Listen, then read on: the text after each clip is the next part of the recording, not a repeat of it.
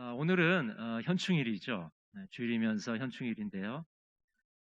나라를 위해서 헌신하신 분들을 기억하면서 나라 사랑의 마음을 되새기시는 귀한 하루가 되시기를 바랍니다. 여러분들은 서로에게 관심이 있으신가요? 우리 보통 중국 사람들이 무관심하다고 이야기하죠. 2015년도에 중국에서 일어난 사건입니다. 중국 허난성 하이펑시에서 폭우 속에서 오토바이를 몰고 가던 60대 남성이 갑자기 물이 불어나서 도로 한복판에서 중심을 잃고 쓰러졌습니다. 이 남성은 물에 반쯤 잠겨서 일어나려고 발버둥을 쳤는데 주위에 행인들이 여러 명 있었지만 아무도 그를 도와주지 않았습니다. 오토바이들이 지나가고 차들이 지나가고 또 그 옆에는 가까이에 3명이나 되는 행인들이 있었지만 그를 도와주지 않고 자리를 떠났습니다. 3분 뒤에 다른 행인들이 와서 그 60세 남성을 안전한 장소로 옮겼지만 이미 숨이 끊어진 뒤였습니다. 여러분, 중국 사람들만 무관심한가요? 현대인들은 다른 사람에게 별로 관심이 없습니다. 최근 부산의 고령화가 빨라지면서 원도심에 사는 독거노인들의 고독사가 사회적 문제로 떠오르게 되었습니다.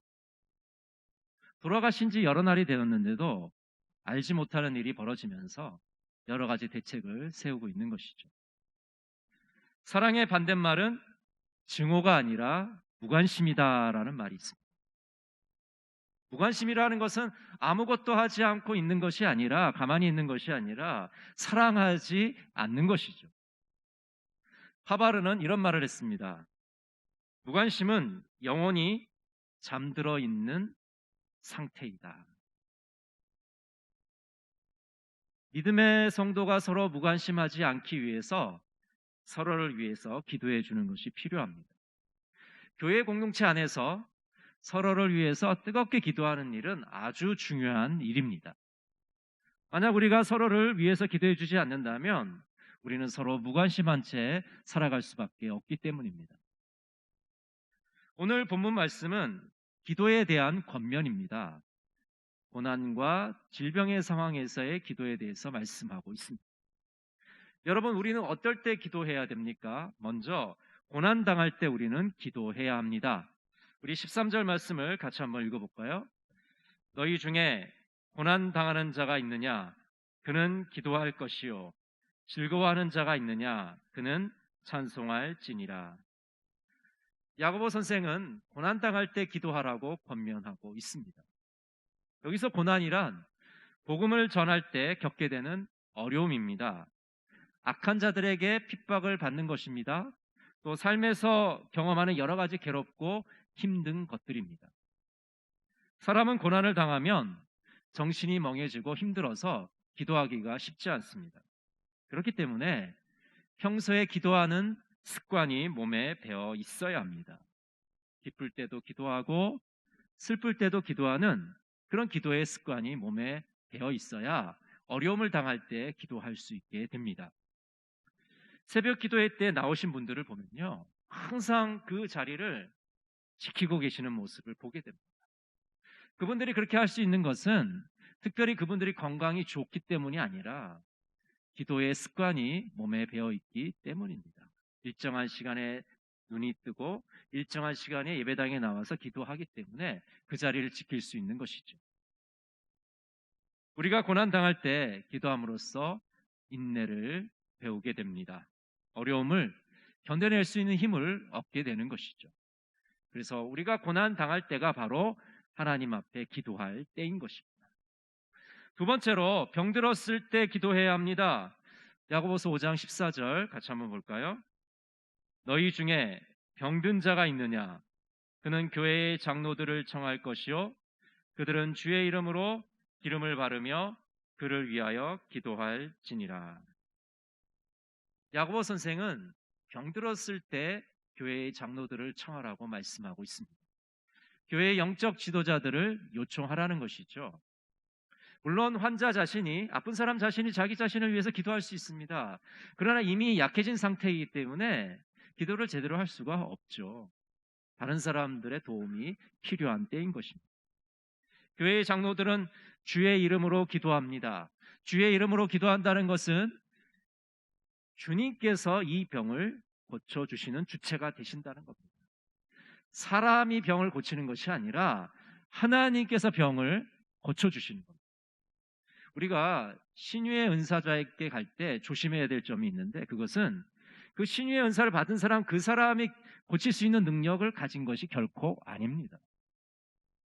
사람이 그런 능력을 가질 수 없습니다.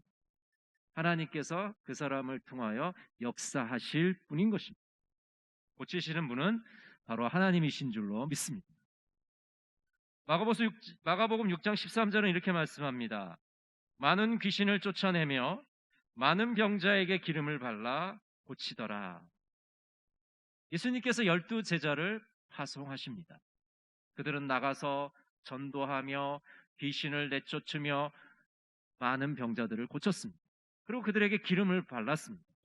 여기서 기름을 바른다는 것은 의술적인 목적이 있는 것이죠. 기름이 그 병을 고치는 데 도움이 됩니다. 그리고 상징적인 목적도 있습니다. 하나님께서 그 사람을 사랑하시고 관심이 있다는 것을 나타내는 도구로 기름을 바르는 것입니다. 또 장로들은 위하여 기도합니다. 병든 사람을 위해서 간절하고 절박한 심정으로 기도해 주는 것이죠. 그럼 구체적으로 어떻게 우리는 기도를 해야 할까요? 첫 번째로 믿음으로 기도해야 한다고 말씀합니다. 믿음으로 기도한다는 것은 의심 없이 기도하는 것입니다. 야고보서 1장 6절 우리 같이 한번 읽어볼까요? 오직 믿음으로 구하고 조금도 의심하지 말라. 의심하는 자는 마치 바람에 밀려 요동하는 바다 물결 같으니. 믿음으로 기도한다는 것은 치유를 확신하면서 하는 기도입니다. 하나님께서 이 병을 고쳐주실 것이라는 굳은 확신을 가지고 하는 기도인 것이죠. 기도의 효력을 믿는 기도입니다. 오늘 본문 야고보서 5장 16절 같이 보겠습니다. 그러므로 너희 죄를 서로 고백하며 병이 낫기를 위하여 서로 기도하라. 의인의 간구는 역사하는 힘이 큼이라. 의인의 간구는 역사하는 힘이 큼이니라. 의인이 기도할 때 그 기도의 효력이 나타납니다. 강력하고 효과가 나타나게 되는 것입니다. 사도행전 12장 5절 이렇게 말씀합니다.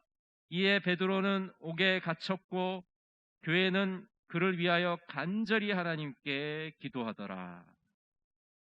복음을 전하던 사도 베드로가 감옥에 갇히게 되었습니다. 그래서 예루살렘 교인들은 간절하게 베드로를 위해서 기도했습니다. 여러분, 어떤 일이 벌어졌습니까? 정말 놀랍게도 천사가 나타나서 베드로를 감옥에서 풀어주는 이런 기적적인 역사가 나타나게 됩니다. 잠언 15장 29절은 이렇게 말씀합니다. 여호와는 악인을 멀리하시고 의인의 기도를 들으시느니라. 하나님께서는 의인의 기도를 들으십니다. 의인이 믿음으로 드리는 기도를 들으십니다.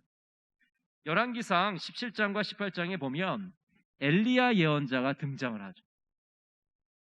엘리야 예언자는 믿음으로 하나님께 기도했습니다. 그러자 3년 6개월 동안 이스라엘 지역에 비가 내리지 않습니다. 또 믿음으로 기도하자 3년 6개월 동안 비 오지 않던 그 땅에 비가 내리게 되는 것입니다.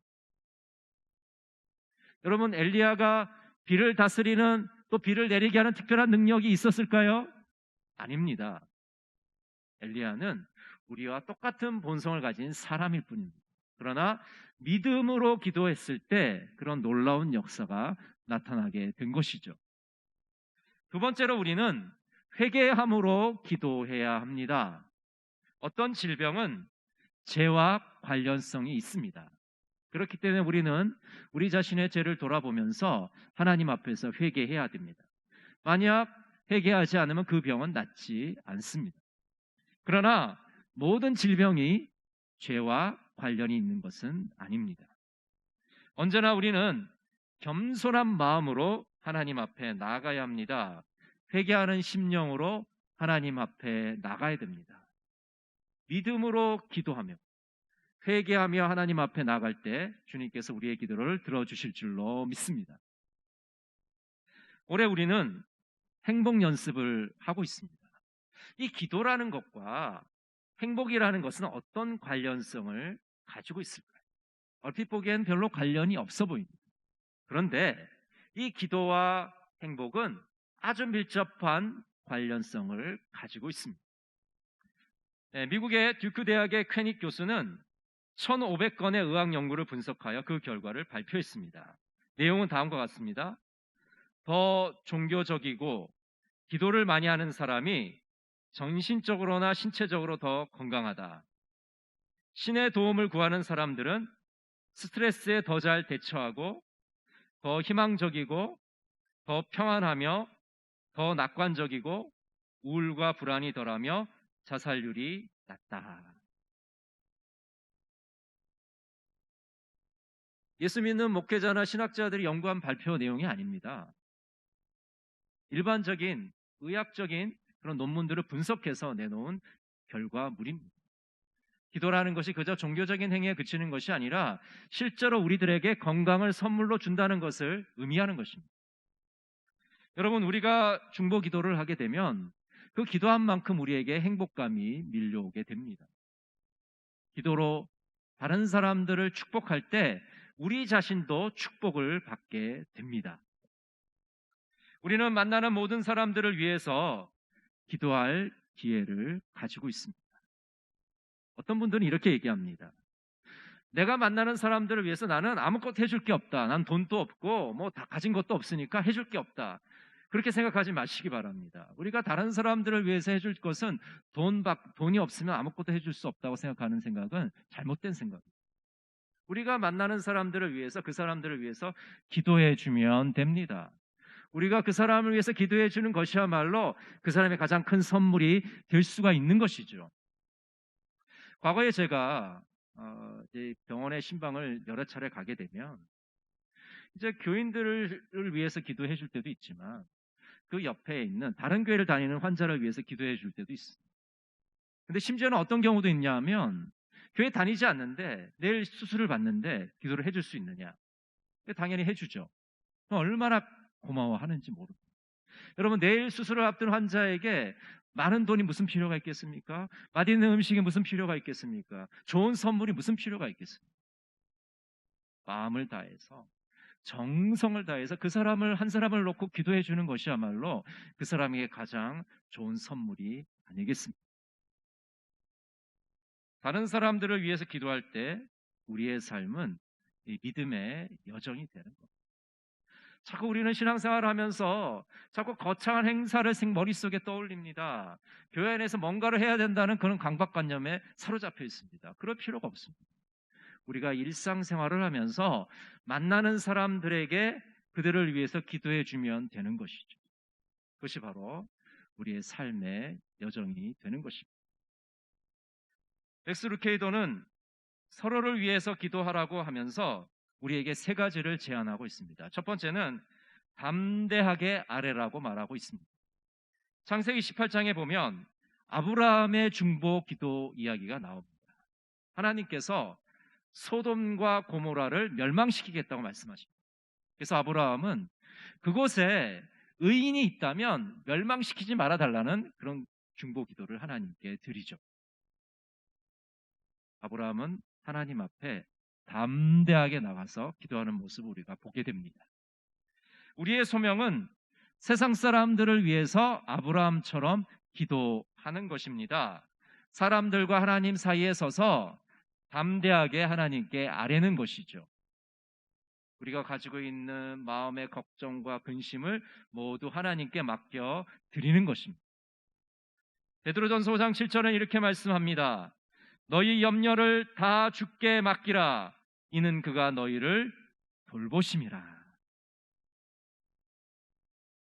여러분, 정말 견딜 수 없게 무거운 짐들을 어깨에 메고 계십니까? 이 시간 주님께 다 맡기시기를 바랍니다. 주님께 맡기면 주님께서 책임져 주시고 해결해 주실 줄로 믿습니다. 두 번째 제안은 하늘아버지께서 우리를 파트너로 초청하신다는 것입니다. 사실 하나님은 우리의 도움이 필요 없는 분입니다. 하지만 하나님은 우리가 하나님을 돕도록 초청하고 계십니다. 하나님의 작업실에 들어가 망치를 들고 하나님께서 뜻하신 바를 이루도록 돕는 것입니다. 이렇게 우리를 하여금 돕도록 하시는 것은 하나님이 우리를 사랑하시기 때문입니다. 그 자녀들을 길러보면요, 어린 시절에 그거를 해결할 수 없는 상황인데도 혼자 뭔가를 해결해 보려고 끙끙대는 그런 애들을 보게 됩니다. 부모가 물론 그것을 대신해 줄 수도 있어요. 그런데 그 아이와 함께 같이 그 문제를 해결해 나가면 그 아이가 굉장히 기뻐하는 모습을 우리가 보게 됩니다. 하나님께서는 우리를 파트너로 초대하셔서 함께 기도하기를 원하고 계십니다. 히브리서 7장 25절은 이렇게 말씀합니다. 그러므로 자기를 힘입어 하나님께 나아가는 자들을 온전히 구원하실 수 있으니 이는 그가 항상 살아 계셔서 그들을 위하여 간구하심이니라. 우리 주님께서는 하나님의 백성들을 구원하십니다. 그리고 그들 곁에 계셔서 그들을 위해서 항상 기도하고 계십니다. 지금 예배를 드리는 이 순간에도 주님은 우리 곁에 계시고 우리를 위해서 기도하시는 줄로 믿습니다. 베드로전서 2장 5절 우리 같이 한번 읽어볼까요? 너희도 산돌같이 신령한 집으로 세워지고 예수 그리스도로 말미암아 하나님이 기쁘게 받으실 신령한 제사를 드릴 거룩한 제사장이 될지니라. 하나님께서는 우리 한 사람 한 사람을 제사장으로 세우십니다. 여러분, 구약의 제사장의 임무가 무엇이었습니까? 물론 하나님께 제사 드리는 역할을 합니다. 그러나 또 한 가지 중요한 역할은 백성들을 위해서 대신 하나님께 기도하는 역할을 했습니다. 하나님과 사람들 사이에 중보의 역할을 감당하는 것이 제사장이죠. 여러분, 우리를 제사장으로 세우셨다는 것은 우리 주위에 있는 다른 사람들을 위해서 기도하라고 우리를 세우신 겁니다. 어려운 이웃들을 생각하면서 그들의 형편과 사정을 생각하면서 그들을 위해서 기도하라고 우리를 제사장으로 세우신 겁니다. 오늘은 특별히 인도 교회를 위해서 우리 봉헌 시간에 헌금을 할 텐데요. 지금 코로나로 인해서 극심한 고통을 받고 있는 인도 교회를 위해서 제사장이신 여러분이 기도해 주시기를 바랍니다. 또한 김충희 선교사님을 위해서도 간절하게 기도해 주시기를 바랍니다. 세 번째 제안은 우리의 기도는 하늘의 보고를 연다는 것입니다. 우리가 기도하면 하나님께서는 하나님의 보물창고를 여십니다. 우리가 기도할 때 사랑하는 사람들의 삶 가운데 하나님의 역사가 나타납니다. 우리가 기도할 때 도움이 필요한 사람들에게 놀라운 일이 벌어집니다. 하나님께서 일하시기 때문입니다.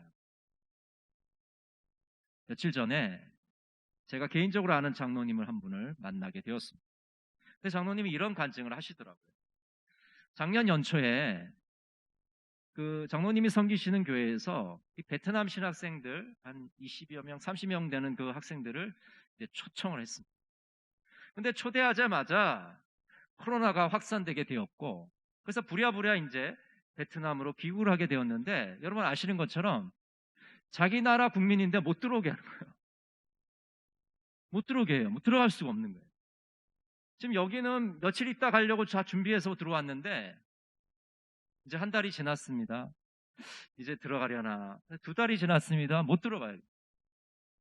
그래서 작년 연초에 온 베트남 신학생들이 아직도 못 들어가고 있어요.